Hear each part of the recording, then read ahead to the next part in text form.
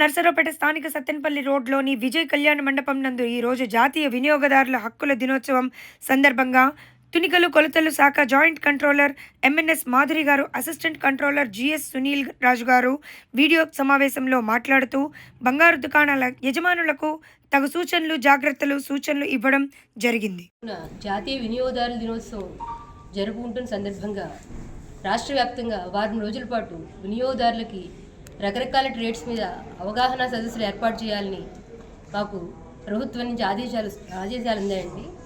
ఆ సందర్భంగా ఈరోజు నరసరావుపేటలో బులియన్ మర్చెంట్స్ అసోసియేషన్ హాల్లో ఈరోజున బులియన్ ట్రేడర్స్ అందరికీ కూడా అవగాహన సదస్సు ఏర్పాటు చేయడం జరిగింది. ఆ సదస్సులో ఈ బంగారం అమ్మేటప్పుడు వర్తకులు పాటించాల్సినటువంటి నియమాలు ఏమిటి, వాళ్ళు బిల్ జనరేట్ చేసేటప్పుడు అందులో ఏ డీటెయిల్స్ ఉండాలి, కస్టమర్ నష్టపోకుండా ఉండాలంటే వాళ్ళు ఏ విధమైన చర్యలు తీసుకోవాలి, ఎటువంటి జాగ్రత్తలు పాటించాలి, ప్లస్ వాళ్ళు ఆడేటటువంటి వెయింగ్ స్కేల్స్ని సంవత్సరం స్టాంపింగ్ ఏ విధంగా చేయించుకోవాలి అనే విషయాల మీద వాళ్ళకి అవగాహన కల్పించడం జరిగింది.